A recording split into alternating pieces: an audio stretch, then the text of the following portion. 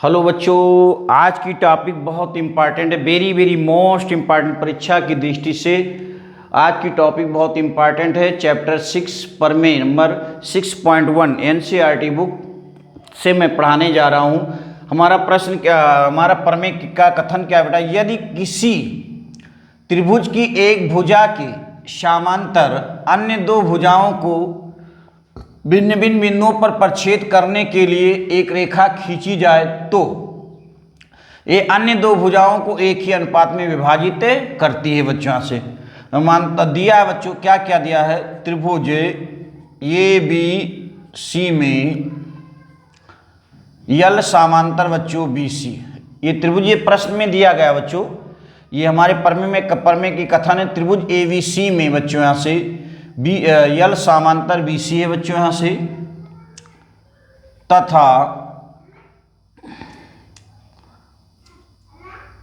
तथा रेखा यल भुजाओं A B व ए सी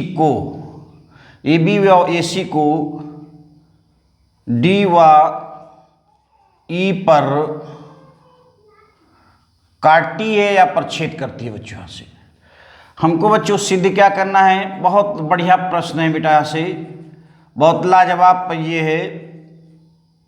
सिद्ध करना है बच्चों यहाँ से ए डी वाई क्या कह रहा है बच्चों से? भिन्न भिन्न बिंदुओं के लिए रेखा खींची जाए तो अन्य दो भुजाएं एक ही अनुपात में होंगी बच्चों।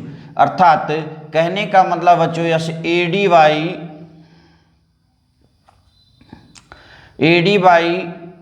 डी बी बराबर ए ई बाई ई सी, इतने को हमें बच्चों सिद्ध करना है। प्रमेय के लिए हमें सिद्ध करने के लिए पहले दिया है लिखना पड़ता है, सिद्ध करना है, और जिसकी मैं जिस सहायता करना है अलग से लेना है, वो हमारी बच्चों हो जाएगी रचना बच्चों यहाँ से। तो रचना यहाँ से रचना करना पड़ेगा बच्चों यहाँ से। रचना हमारी क्या है मुन्ना? रचना क्या लिखेंगे बच्चों यहाँ से? डीएम लंब एसी तथा ईएन लंब ए बी खींचा तथा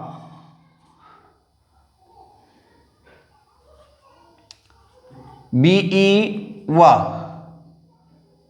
सीडी को मिलाया। इतना हो गया बच्चों। इसके बाद में हमें उपपत्ति करना है। कैसे प्राप्त किया, कैसे लाना बच्चों यहाँ से? उपपत्ति मतलब कैसे इसको डेरिवेशन क्या करना है, कैसे हमें लाना है, ये हो गया उपपत्ति बेटा यहाँ से।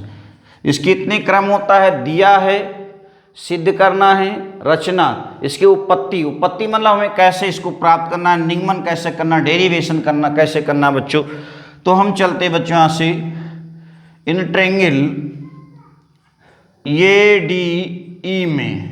एडीई में आप बच्चों जानते हैं त्रिभुज का क्षेत्रफल के लिए सूत्र क्या होता है? 1/2 आधार गुणे ऊंचाई, ये आप सूत्र जानते हैं। तो हम चलते हैं बच्चों त्रिभुज एडीई में बच्चों यहाँ से area of triangle ADE equal to 1/2। मेरे पास आधार कितना है बच्चों यहाँ से? एडी मेरे पास आधार एडी है बच्चों यहाँ से। लंब इस पर कितना है बेटा यहाँ से? EN लंब है बच्चों, EN लंब, ये ऊंचाई हो गया। इट इज इक्वेशन नंबर बच्चों फर्स्ट हो गया। इसके बाद में ट्रायंगल BDC में BDE लेते हैं बच्चों, BDE चलते हैं हम में एरिया ऑफ, जैसे बच्चों यहाँ से कोई त्रिभुज इस प्रकार से है, ऐसे ये इस प्रकार से है, मान लिया लंब बाहर पड़ रहा है, लंब इसका बाहर हो गया, तो भी सूत्र होता वही 1/2 आधार गुणे ऊंचाई। ये आधार हो गया बच्चों, ये पड़ गया लंब, बाहर हो चाहे अंदर हो, सूत्र यही है। तो हमारा ये आधार पड़ जाएगा बच्चों बी डी, लंब बाहर है उससे कोई मतलब नहीं, तो हमारा लंब पड़ जाएगा यहाँ से ई एन पड़ जाएगा बच्चों यहाँ से। तो त्रिभुज बी डी ई में चलते हैं, तो area of triangle B D E equal to 1/2, इसका आधार है बच्चों यहाँ से डी बी और इसकी लंब जो है बच्चों यहाँ से ई एन है, E N. It is equation number second. मैं इसे इरिस कर रहा हूँ बच्चों यहाँ से, समीकरण 1 डिवाइडिंग बाय समीकरण सेकेंड। देखने से हमको मिल रहा है एरिया ऑफ यानी क्षेत्रफल, area of triangle A D E by area of triangle B D E equal to 1/2 A D गुणे E N by 1/2 D B गुणे ई एन। यहाँ से कैंसिल हो गया बच्चों, ये कैंसिल हो गया। तो area of triangle A D E by area of triangle B D E equal to A D by D B, A D by बच्चों यहाँ से D B. It is equation number third हो गया बच्चों यहाँ से थर्ड। अब मैं पुनः चल रहा हूँ बच्चों इस त्रिभुज में, इतने में और इधर वाले बच्चों यहाँ से क्या चल रहे हैं बच्चों यहाँ से सी ई डी में और इसमें चल रहे हैं बच्चों यहाँ से। तो यहाँ हम देखते हैं बच्चों again triangle A D E तथा ट्रायंगल सी ई डी में area of triangle A D E by area of triangle E C D, area of triangle E C D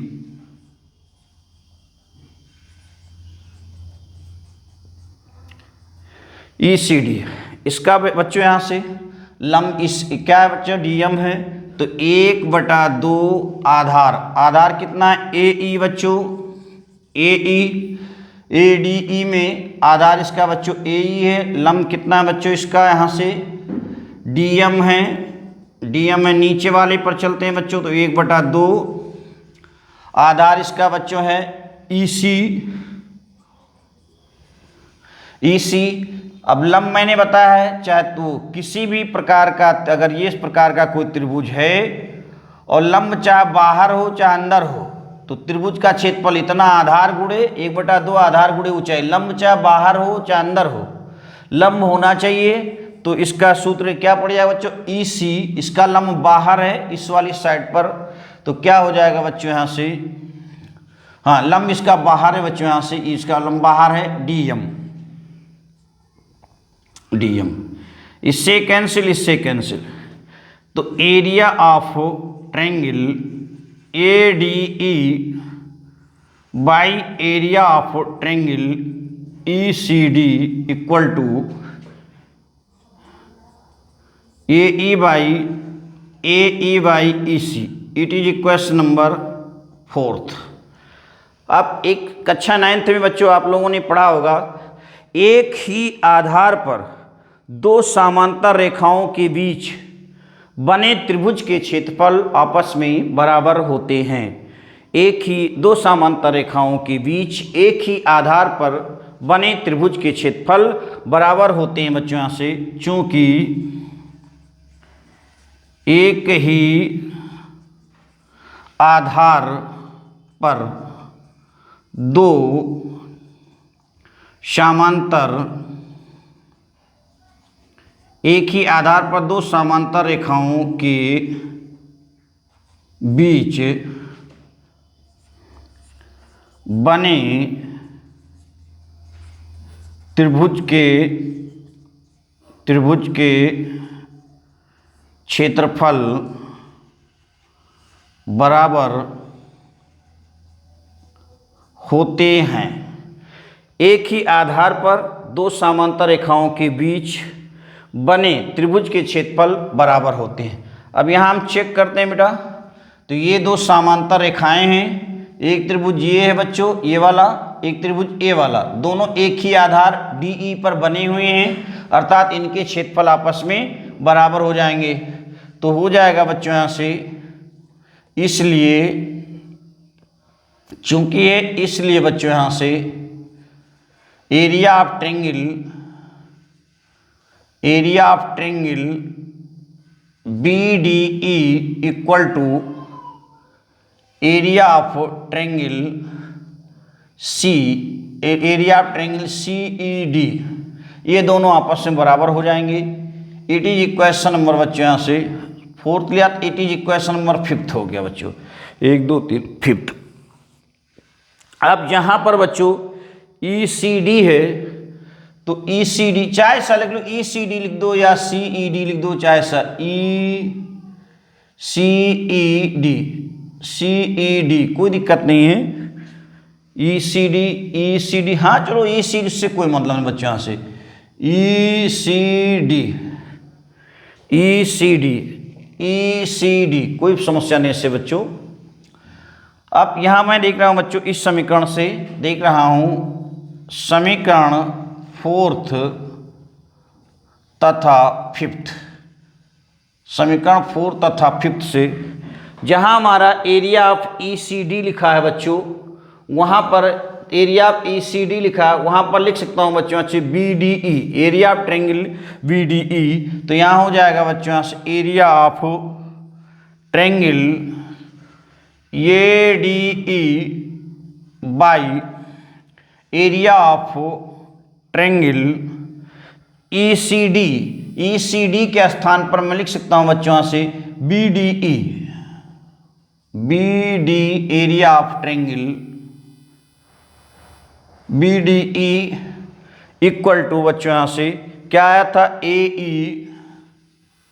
AE by EC, it is equation number 6th। अब समीकरण बच्चों हम यहाँ से देखते हैं, समीकरण थर्ड और 6th को कंपेयरिंग करते हैं, तो area of triangle ADE by area of triangle VDE equal to AD by BD। यहाँ देखो area of triangle ADE, area of triangle VDE equal to AE by EC। तो दोनों समीकरण की कंपेयरिंग करने से यहाँ हमको प्राप्त हो रहा है बेटा समीकरण 3rd तथा 6th से, समीकरण 3rd तथा 6th से इनके लेफ्ट की राशियां बराबर हैं, तो राइट की आप राशियां आपस में बराबर हो जाएंगी। AD by DV equal to AE by EC। इसी चीज को बच्चों में प्राप्त करना था, प्रूव करना था। और प्लीज मेरा सपोर्ट कीजिए बच्चों, आपसे रिक्वेस्ट है, मेरा सपोर्ट कीजिए बच्चों, मेरे चैनल को सब्सक्राइब करें, लाइक करें, शेयर करें। मैं आप पूरी मैथ हाई स्कूल की पूरी मैथ का मैं वीडियो आपको डालूंगा, प्लीज़ मेरा सपोर्ट कीजिए बच्चों। इंटरमीडिएट की भी डालेंगे बच्चों यहाँ से। यह हो गया बच्चों प्रूव्ड, PROVD। जो कथन कह रहा था एक ही अनुपात में होंगी भुजाएं, तो एक ही अनुपात में हैं बच्चों। AD by DV, AE by EC आ गया बच्चों यहाँ से। फिर अगला एक प्रमेय और है बच्चों यहाँ से, एक प्रमेय, अगली प्रमेय है प्रमेय नंबर 6.2, जो कि प्रमेय 6.1 का विलोम है बच्चों। प्रमेय 6.2 है वो प्रमेय 6.1 का विलोम है। यहाँ पर क्या कर उल्टा है बच्चों, यहाँ से कह रहा है प्रमेय 6.2, यदि एक रेखा किसी त्रिभुज की दो भुजाओं को एक ही अनुपात में विभाजित करे तो वह तीसरी भुजा के समांतर होती है। इससे हमें सिद्ध करना बच्चों यहाँ से दिया है, बच्चों यहाँ से दिया है बच्चों, क्या दिया है, त्रिभुज ABC त्रिभुज ए बी सी में एक क्या यदि एक रेखा किसी त्रिभुज की दो भुजाओं को एक ही अनुपात में विभाजित करती है। त्रिभुज ए बी सी में A D by D B बराबर ए ई बाई ई सी है, दिया है बच्चों यहाँ से। सिद्ध करना है, इसके बाद में बच्चों यहाँ से सिद्ध करना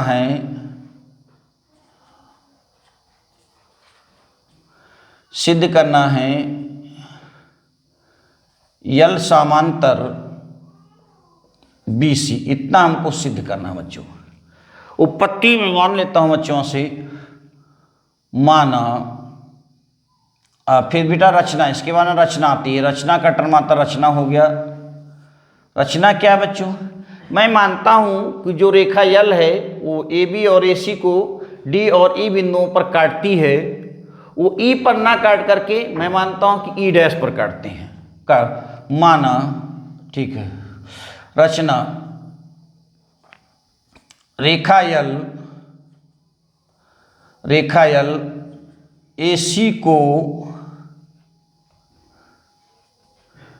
ई पर ना काट कर बिंदु ई डैश पर काटती है। अब बच्चों यहां से उपपत्ति डालते हैं। उपपत्ति क्या होगा बच्चों? यहां से ये कैसे प्रूव करना है? चूंकि त्रिभुज ए बी सी में A D by D B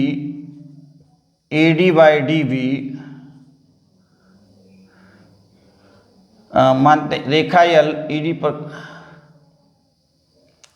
Rekha L AC को ई बिंदु पर ना काटकर बिंदु रेखा एसी ई पर काटती है।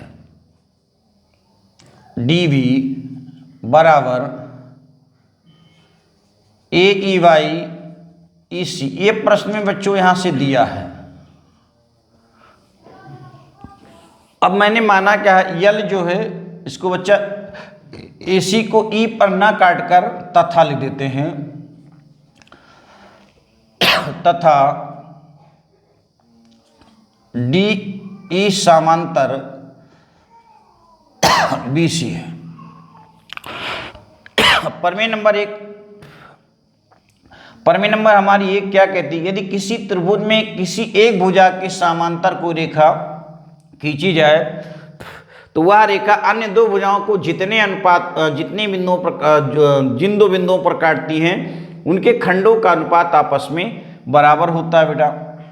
अब देखिए बेटा यहाँ से त्रिभुज ए बी सी में, चूंकि त्रिभुज ए बी सी में बी सी समांतर डी ई डैश, इसलिए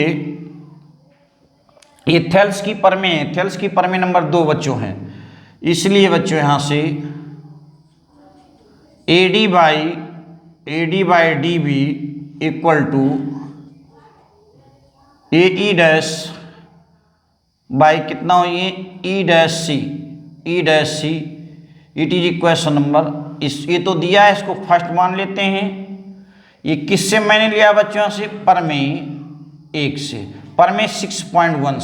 प्रमेय 6.1 से ये कहा, ये मतलब ये लिया गया है क्योंकि ये क्या है, त्रिभुज ए बी सी में बेटा डी ई समांतर है। मैंने डी ई को समांतर ना मान करके डी ई डैश को मान लिया है। तो अभी इसको सिद्ध करना है कि केवल और केवल एक बिंदु के ही समांतर, एक रेखा ही समांतर हो सकती है। इसे मैं सिद्ध करना बच्चों। समीकरण 1 से हम देखते हैं बच्चों, समीकरण 1 तथा 2 से, समीकरण 1 तथा 2 से हम देखते हैं बच्चों यहाँ से डी, देखो ए D by D be left बराबर है, राइट आपस में बराबर हो जाएगा बच्चों। यहाँ से ए ई बाई ई सी और ए ई डैश बाई कितना हुई बच्चों यहाँ से ई सी। हम दोनों पक्षों में एक जोड़ लेते हैं बच्चों यहाँ से, दोनों पक्षों में एक जोड़ने पर A E by E C plus one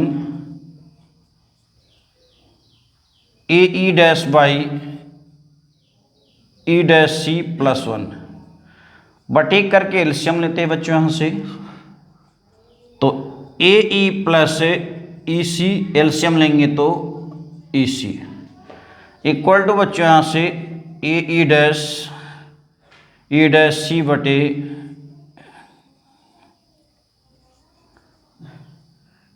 E dash सी। बच्चों हम देखते हैं तो यहाँ से ए ई प्लस ई सी क्या प्राप्त हो जाएगा, ए सी बाई ई सी। बच्चों A E dash plus E dash C कितना हो जाएगा मुन्ना, यहाँ से ए भी ए सी हो जाएगा, ई डैश सी ये कैंसिल हो गया, ऊपर एक एक बच जाएगा, फिर बच जाएगा बच्चों यहाँ से ई सी बराबर ई डैश सी। इससे स्पष्ट होता है कि ई व ई डैश एक ही बिंदु हैं। ऊपर इससे स्पष्ट होता है कि ई व ई डैश बच्चों अतः स्पष्ट है कि ई व ई डैश संपाती है, मतलब एक ही बिंदु है बच्चों। इसलिए बच्चों यहाँ से यल समांतर बी सी, ये चीज़ हमको प्रूव करना था मुन्ना, यहाँ से ये चीज़ हमको प्रूव करना था, प्रूव्ड हमारा हो गया। और प्लीज़ मेरा सपोर्ट कीजिए बच्चों, मेरे चैनल को सब्सक्राइब ग्रोथ करवाएं आप लोग, मेरे वीडियो का फुल वॉच करें, वॉच टाइम नहीं बढ़ रहा है बच्चों, बिल्कुल स्लो चल रहा है। और आज की जो टॉपिक है प्रमेय 6.1 6.2 ये वेरी मोस्ट इम्पॉर्टेंट है, बहुत ही इम्पॉर्टेंट है। ये परीक्षा में पिछले वर्ष ये आ चुके हैं, दोनों के दोनों प्रमेय परीक्षा एग्जाम बोर्ड में आ चुका है, इसलिए इसका अध्ययन विशेष रूप से करिए। Thanks for watching this video.